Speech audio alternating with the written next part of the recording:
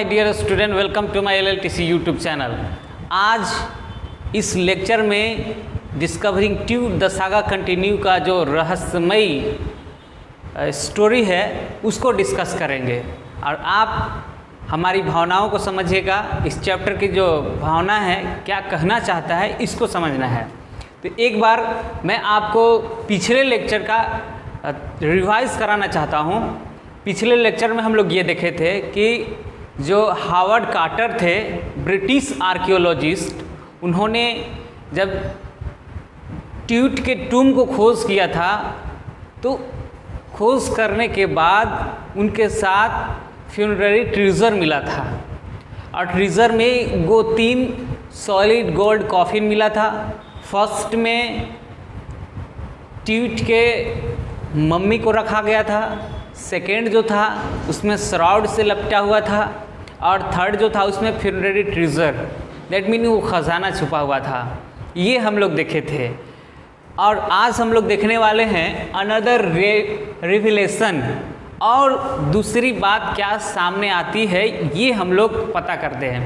और एक बात और ये पता चला था कि हावर्ड कार्टर के जो आदमी थे, जितने भी वर्कर थे, उन्होंने उस ट्यूट के मम्मी को बाहर निकालने के लिए चीसल का प्रयोग किए थे। दैट मीन हथौड़ी का यूज़ किए थे, क्योंकि वो जो रेजिन्स का यूज़ किया गया था वो बहुत हार्ड हो गया था। वो रेजिन्स पूरे चिपक गया था, मम्मी को पूरी तरह से जकड़ लिया था और उससे बाहर नहीं आ रहा था। इसके लिए बहुत सारे प्रोसेस भी किए गए थे, बट वो सब इन वेन थे, व्यर्थ में थे।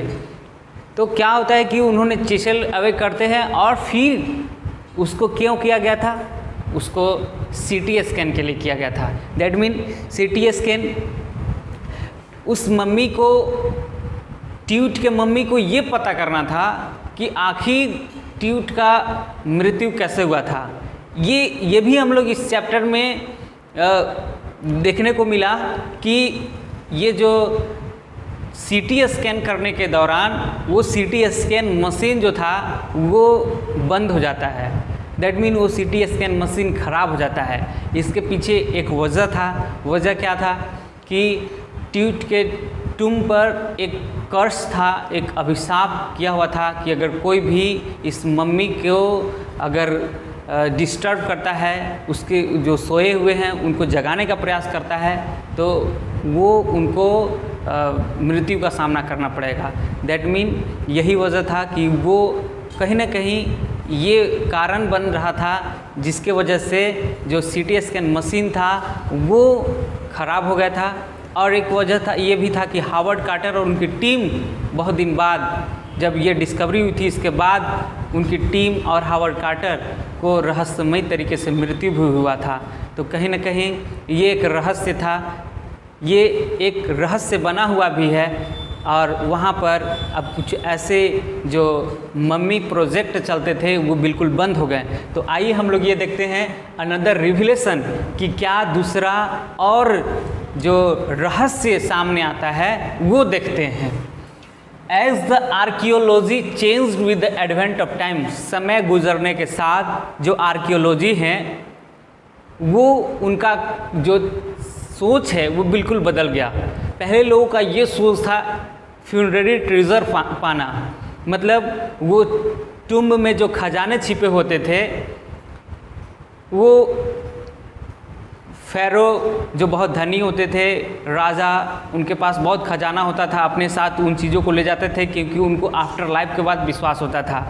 और तो आर्कियोलॉजी का एक विश्वास होता था कि नहीं, हमको फ्यूनररी ट्रेजर के लिए खोज करना था। तो ये बोल रहा है कि as the archaeology changed, archaeology जो थे उनका कंसेप्ट, उनका जो विचारधारा वो बदल गया विद एडवेंट ऑफ टाइम, समय गुजरने के साथ। It focus more on details of life, ये अब जीवन के रहस्य को उजागर करने पर फोकस करते हैं। Mystery of death rather than on treasure, यानी कि खजाना को खोजने से ज़्यादा वो अब कंसंट्रेट किस पर करते हैं?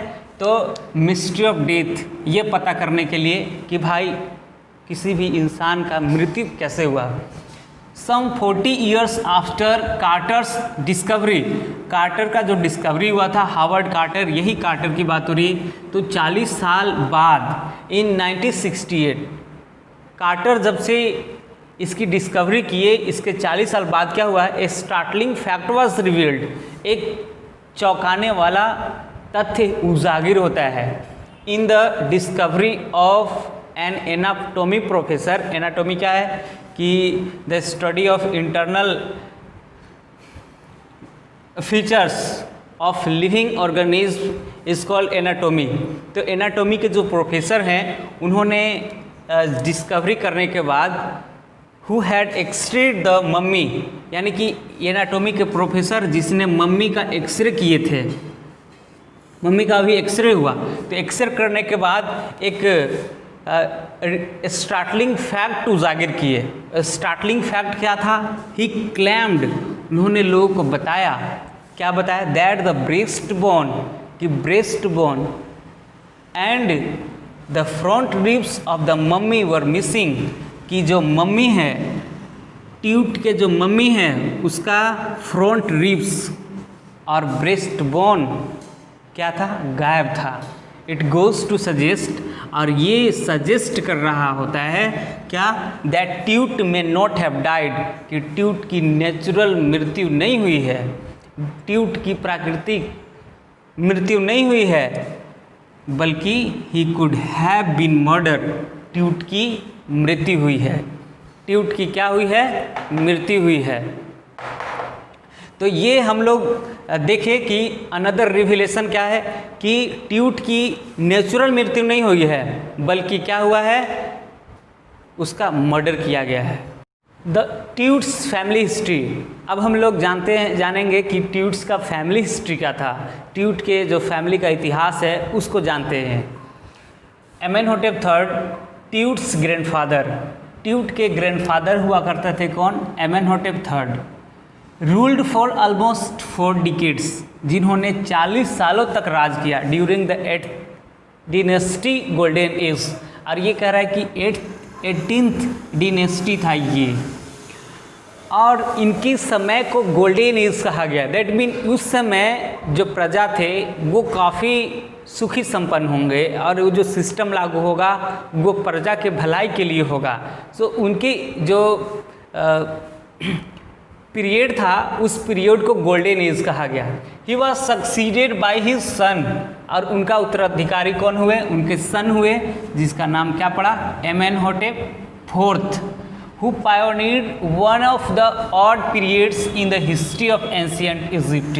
हु पायोनियर्ड, दैट मीन वो लाए, पायोनियर्ड का मतलब होता है brought, one of the odd periods, एक विचित्र दौर लाते हैं in the history of ancient Egypt, प्राचीन इजिप्ट के इतिहास में एक बिल्कुल ऑड पीरियड्स लाते हैं। वो ऑड पीरियड क्या था, तो he made some drastic and unpleasant change, उन्होंने एक बिल्कुल अनप्लीजेंट चेंज और ड्रास्टिक, ऐसा उम्मीद नहीं था वैसा चेंज लाते हैं। वो चेंज क्या था, तो पहले आप लोग समझ लीजिए, एमेनहोटेप III जो थे वो अमून का उपासक थे। एमुन मीन्स से ये हटा देंगे, दैट मीन हम लोग को क्या मिलेगा, मून। मून मीन्स क्या होता है, चंद्रमा, यानी कि एमेनहोटेप III जो थे वो चंद्रमा का उपासक थे, वो चंद्रमा की पूजा किया करते थे। ऐसा उनके राज्य में सभी लोग चंद्रमा का पूजा किया करते थे। उस समय में चंद्रमा जो हुआ करता था वो major god, that mean Amenhotep III के टाइम में मेजर गॉड हुआ करते थे, और यही परंपरा चली आ रही है। जैसे मान लेते हैं अगर हम जिस धर्म से बिलोंग कर रहे हैं, हम हिंदू धर्म से बिलोंग कर रहे हैं, तो हमारे धर्म में ये होली, दशहरा, दीपावली मनाया जा रहा है, उसमें हम लोग स्टैचू गॉडेस दुर्गा की पूजा करते हैं। तो हर फेस्टिवल में अलग अलग देवी देवता की पूजा होती है। तो सपोज़ दैट अगर हमारे पिताजी के टाइम में ऐसा हो रहा है कि होली, दशहरा, दीपावली मनाया जा रहा है, अगर मैं उसको ये कह दूं कि नहीं होली, दशहरा, दीपावली नहीं मनाया जाएगा, जितने भी दुर्गा की प्रतिमा हैं, माँ दुर्गा की प्रतिमा और जो मंदिर है उसको डिस्ट्रॉय कर दिया जाए, तो सोचने वाली बात है कि ड्रास्टिक चेंज होगा कि नहीं, और एक लोगों का जो स्ट्रॉन्ग ऑपोजिशन का हमको सामना करना पड़ सकता है। तो सोचने वाली बात है कि क्या होगा, ये आप खुद कल्पना कर सकते हैं। यही हुआ कि एमेनहोटेप III जो थे एमुन के उपासक थे, और एमेनहोटेप IV जब आए तो ये एटेन के उपासक हो गए। यानी कि एटेन का मतलब होता है सूर्य। उन्होंने कहा कि नहीं, ये चंद्रमा उंद्रमा देवी देवता कुछ नहीं है, यहाँ कौन है, सूर्य है। सूर्य से सभी लोगों को जितने भी ये दुनिया प्रकाश में होता है वो सूर्य के वजह से होता है। तो उन्होंने प्रमोट क्या किया, प्रमोट कर दिया, he promoted the worship of Aten. उन्होंने कहा कि मेरे राज्य में अगर रहना है तो तुम्हें एटेन की पूजा करनी होगी, अदरवाइज आपको हमारे राज्य में रहने का अधिकार नहीं है। दैट मीन एक ड्रास्टिक चेंज लाया गया। द सन डिस्क, यानी कि एटेन किसको कहा गया, सन डिस्क को, यानी कि सूर्य को। And change his name to Akhenaten. और एमेनहोटेप ये देखो नाम है उनका, और ये होटेप पहले था टाइटल, अब ये होटेप टाइटल को हटाकर और वो टाइटल क्या लगा दिए, अखेनातन, यानी कि एटेन लास्ट में ऐड किए। दैट मीन ये इसका अखेनातन का मतलब क्या हुआ कि वो अब सूर्य के उपासक हो गए। He moved the religious capital to the Thebes to new city of Akhetaten. यानी कि उन्होंने वो जो पुराना ओल्ड रिलीजियस कैपिटल जो था वो पहले थीब्स था, अब उस थीब्स को ओल्ड रिलीजियस कैपिटल थीब्स से वो अब एक नया कैपिटल बनाते हैं, और उस कैपिटल का क्या नाम रहता है, अखेटाटेन, यानी कि द सिटी ऑफ एटेन। क्या हुआ इसका मतलब, द सिटी ऑफ एटेन, यानी कि सूर्य का नगरी, नोन एज अमरना, जिसे अभी भी अमरना के नाम से जाना जाता है। ही डिस्ट्रॉयड, उन्होंने डिस्ट्रॉयड कर दिया, बर्बाद कर दिया, the images and temples of Amun के जितने भी टेम्पल्स थे, जितने भी इमेज थे, प्रतिमा था, वो सबको डिस्ट्रॉय कर दिए। ए मेजर गॉड, यानी कि एमेनहोटेप III के टाइम में जो मेजर गॉड हुआ करते थे एमुन, उनके प्रतिमा और उनके मंदिरों को ध्वस्त कर दिया गया, और उसके जगह पर क्या, किसकी पूजा होने लगी, एटेन की पूजा होने लगी। अब सूर्य की पूजा होने लगी। आफ्टर हिज डिमिस, उनके मृत्यु के बाद, a ruler name Smenkhkare reigned for a brief time, एक राजा बहुत कम समय के लिए शासन करता है जिसका नाम समेनखाकरे है। फाइनली, और अंत में ट्यूटनखामेन, जो एमेनहोटेप IV के सन थे, वो गद्दी पर बैठते हैं। यानी कि the name was later change Tutankhamun, बाद में वो अपना नाम ट्यूटनखामुन कर लेते हैं। ट्यूटनखामुन क्यों, क्योंकि उनके जो दादाजी थे, ट्यूटनखामेन के जो दादाजी थे, वो एमुन के उपासक थे, चंद्रमा का उपासक थे, और उनके फादर किसके उपासक हुए, सन के उपासक हुए। तो दैट मीन वो जो पीरियड था, पुराना वाला पीरियड, वो पीरियड को लाते हैं। अब वो एटेन अपना जो टाइटल था उसको हटा के और एमुन अपना टाइटल लगाते हैं। दैट मीन वो अब किसके उपासक हैं, चंद्रमा का उपासक हैं।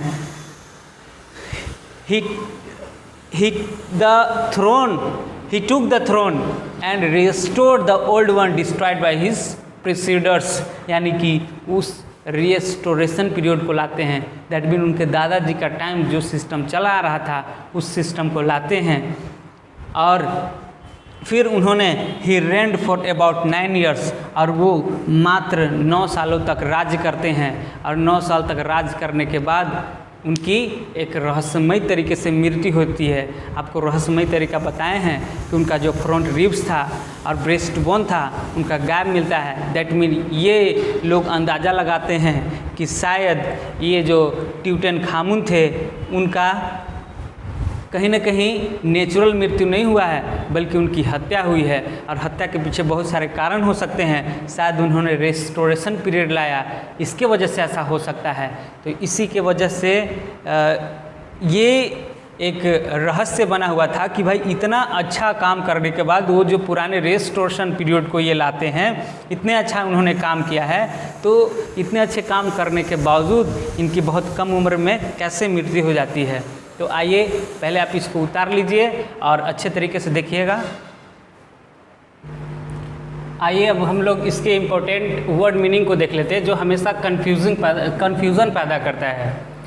ये देखो एमेनहोटेप है। एमेनहोटेप ट्यूट्स फादर और ग्रैंडफादर, ट्यूट के या तो फादर थे या grandfather. Aten the sun god, ये एमेनहोटेप जो थर्ड थे वो एमून का उपासक थे। एटेन का मतलब होता है द सन गॉड। अखेनातन का मतलब ये हुआ कि एमेनहोटेप फोर्थ जो था वो अब एमून का उपासक नहीं बल्कि एटेन का उपासक हो गया और उन्होंने अपना टाइटल चेंज करके और एटेन रखा था। That mean Akhenaten. अब ये क्या हुआ, यह लिखा भी हुआ है the new name of Amenhotep fourth means servant of Aten. ये एमेनहोटेप फोर्थ जो था वो सर्वेंट ऑफ एटेन था, सूर्य का उपासक। थीब्स, ये थीब्स क्या है, ओल्ड कैपिटल यानी कि रिलीजियस कैपिटल हुआ करता था। ओल्ड रिलीजियस कैपिटल थीब्स था, लेकिन अखेनातन के आने के बाद न्यू रिलीजियस कैपिटल कौन हुआ, अमरना। यहाँ लिखा हुआ भाई न्यू कैपिटल। एमून क्या है, एंशिएंट गॉड। एमेनहोटेप थर्ड के टाइम में यही एमून की पूजा होती थी, लेकिन एमेनहोटेप फोर्थ जो है उन्होंने एटेन के पूजा को प्रमोट कर दिया। समेन खाकरे, ये क्या है, ये समेन खाकरे जो है वो mysterious ruler for short period, ये कम समय के लिए था लेकिन बड़ा रहस्यमयी रूलर था। ट्यूटन खातेन, ये ट्यूटन खातेन क्या है, ट्यूट्स ओरिजिनल नेम, ट्यूट का ओरिजिनल नेम था क्योंकि उसके फादर का अखेनातन, उसके फादर ने अपना टाइटल बदला था, तो इसके हिसाब से ट्यूटन खातेन उसका ओरिजिनल नेम हुआ और उसने अपने जो ग्रैंडफादर का बिल्कुल जो सिस्टम चला रहा था उसको लागू किया था और इसलिए उसका नाम क्या पड़ा था, ट्यूटन खामुन। यहाँ लिखा हुआ भी change name of Tut, Tut का बदला हुआ नेम है। Living image of Amun, that mean ये एटेन की पूजा इसके पिताजी किया करते थे। अब ये वो दादाजी का जो प्रथा चली आ रही थी उसको रिस्टोर किया था और उसने अपना नाम एमून लगाया लास्ट में, दैट मीन वो अब चंद्रमा के उपासक बना। और एक वर्ड ये है एनाटोमी। एनाटोमी क्या है, branch of science studying human beings, branch का वो साइंस जिसमें मानव जीवन का अध्ययन किया जाता है एनाटोमी कहलाता है। तो ये कुछ इंपॉर्टेंट वर्ड्स थे जिसको आप देख लीजिएगा ताकि इस चैप्टर को समझने में आपको कोई प्रॉब्लम ना हो। तो ठीक है, इस तरीके से जो हॉर्नबिल का थर्ड लेक्चर है, थर्ड टॉपिक है, थर्ड चैप्टर जो है discovering Tut the saga continues, वो ख़त्म होता है और अगले लेक्चर में हम लोग इसके जो इम्पोर्टेंट क्वेश्चन हैं, कैसे क्वेश्चन एग्जाम में आते हैं, ये सब देखेंगे। ठीक है, दैट्स ऑल, आज के लिए इतना ही।